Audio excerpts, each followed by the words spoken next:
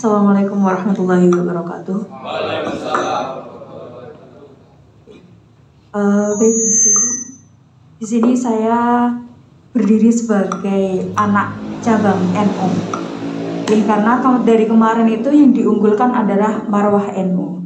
Nah, saya di sini berdiri sebagai cikal bakal dari NU. Bisa kalian lihat di sebelah sini ada logonya IPPNU. Dan di sini juga ada tertera PAC Tempuran. Dan di samping saya itu adalah ranting, jadi anak rantingnya. Nah, semisal anaknya itu aja dirusak, bagaimana penerus NU-nya ke depan? Jika panjenengan itu ngomong jika saya membawa kasus ini karena hukum, itu akan mencoreng nama baik NU, itu salah. Seharusnya jika ada kesalahan itu diperbaiki. Dia harusnya dinasehati, bukan malah ditutupi. Kita rakyat kecil, kita yang bekerja di NU, kita yang mengurip-urip NU, tapi kenapa kita yang dirusak? Orang tua saya itu menitipkan ke beliau, itu meminta izin. Kita, saya, dan teman-teman yang lain itu adalah memerangi kebodohan. Untuk benar-benar ngaji, lillahi ta'ala menuntut ilmu. Tapi saya malah dirusak. Dan saya menanggung ini semua dari 2022. Saya menanggung sendirian. Saya mau cerita ke kakak saya nggak sampai. Karena saya tahu betapa sakitnya mereka.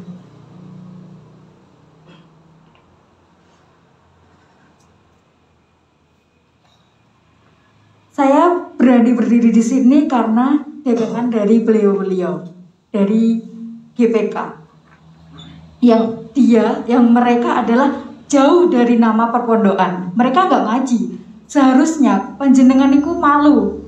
Kenapa yang mengawal kasus ini malah GPK sendiri, yang jauh dari ranah agama, yang jauh dari perpondokan. Jenengan sendiri yang mengajarkan kepada kami untuk menjauhi kedoliman, menjauhi perzinaan. Tapi kenapa panjenengan sendiri yang melakukan perzinaan tersebut? Kalau panjenengan pengen damai, boleh saja damai. Bolehkah kedua anak panjenengan itu serahkan kepada kami? Biar saya rusak selama 2 tahun. Di samping saya itu, dia ngerusaknya hampir setiap hari. Selama seminggu itu 5 kali. Kenapa panjenengan turun? Kedua anaknya yang dokter sama psikolog itu dikasihkan ke saya. Kita itu sekuat tenaga untuk bangkit, untuk menanggung rasa malu ini. Kita nggak salah, tapi kita menanggung rasa malu. Harapan saya ke depan kasus ini segera selesai. Karena saya sendiri capek.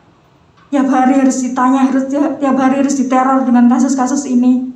Keluarga saya yang nggak tahu apa-apa diteror, intervensi, mengganggu jam kerja saya, mengganggu jam kerja kakak-kakak saya. Dan untuk pondok itu saya pengen ditutup. Karena apa? Memang bukan salah pondoknya, tapi ketika saya masih melihat pondok itu buka, itu akan membuat saya selama masih pondok itu buka, saya masih sakit hati di situ. Karena semua ruangan yang ada di pondok itu pernah dibuat untuk pencambulan terhadap saya. Itu aja, mungkin nanti teman saya juga akan sedikit berbicara.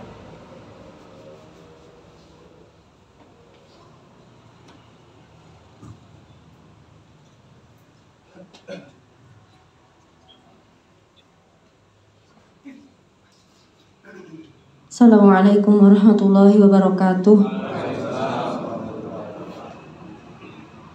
Izinkan saya selaku korban melanjutkan milik teman saya. Jadi bapak saya mengabdi di sana sudah lama, berpuluh-puluh tahun. Bahkan sebelum ada saya, bapak yang jaga rumahnya dan yang ngajari anak-anaknya. Lebih adalah bapak saya sendiri. Saya kalau diurut-urutkan keluarga sama Labib itu masih saudara.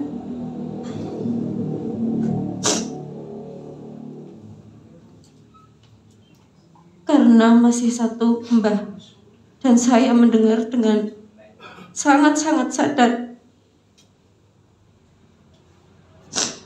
Dia berkata, "Sampean kuwi wis tak anggap anakku dhewe. Ya sampean isih putuku." Berdiri dan berkembangnya pondok pesantren itu atas dasar campur tangan dari bapak saya.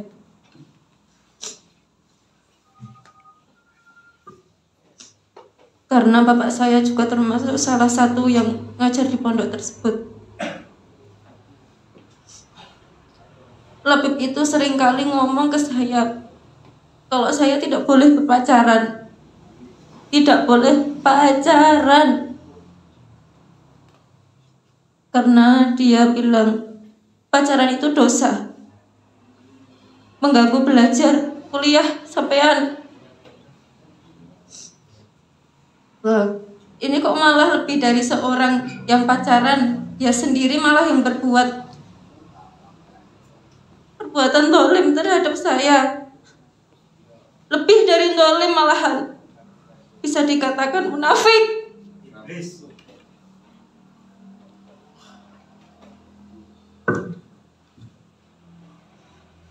Mengenai mengganggu kuliah saya, memang benar sangat mengganggu.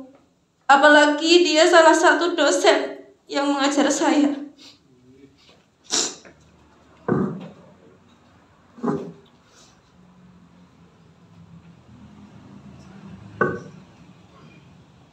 Dan kalau jenengan tahu, sebelum dia berangkat kuliah, dia melakukan pelecehan tersebut kepada saya. Setelah itu saya disuruh berangkat kuliah. Padahal itu jam masuk kuliah sudah mepet. Dan yang ngajar adalah dia sendiri. Bayangkan betapa sakitnya dan betapa gigihnya saya menahan rasa sakit ini. Dan mencoba menahan untuk baik-baik saja di depan teman-teman semua. Selama 1 tahun,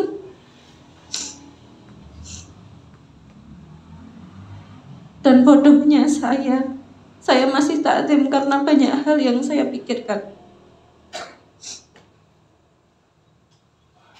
Yaitu ilmu akan masuk dan bermanfaat bagi santri tersebut ketika mendapatkan ridho dari seorang guru. Dan untuk mendapatkan ridho tersebut, semua santri harus takzim dan patuh terhadap guru.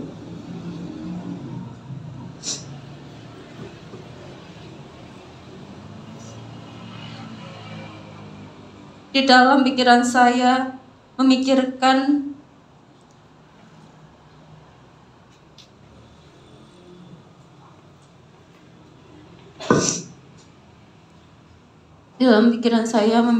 saya takut kalau Bunyai tahu yang sebenarnya dia bakal marah terhadap saya. Saat awal kejadian, saya pernah ada pikiran untuk kabur, tapi saya tidak jadi. Karena masih memikirkan barokahnya ilmu yang akan saya dapat nanti.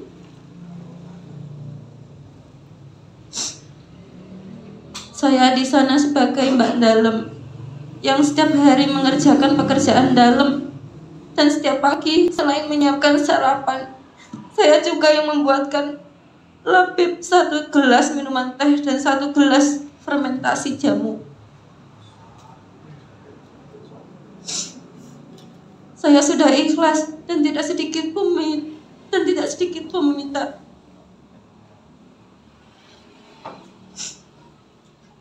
Dan tidak sedikit pun meminta imbalan dalam. Tapi kenapa dia berbuat tindakan tidak baik itu terhadap saya? Dan tindakan tersebut itu hampir setiap hari dilakukan sama saya. Saya tidak terima.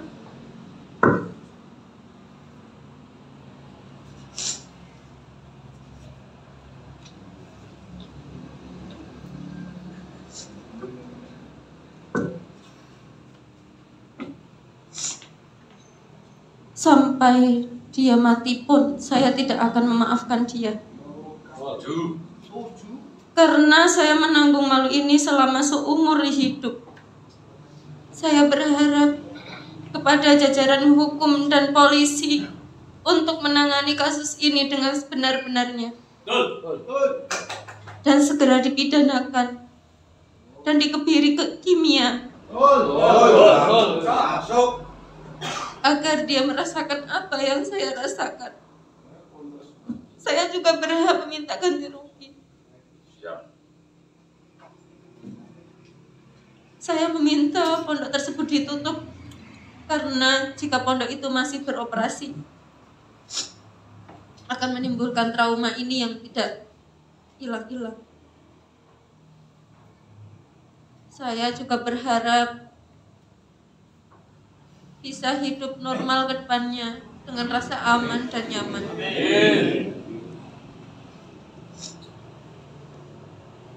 Terima kasih. Cukup sekian yang dapat saya sampaikan. Assalamualaikum warahmatullahi wabarakatuh. Waalaikumsalam.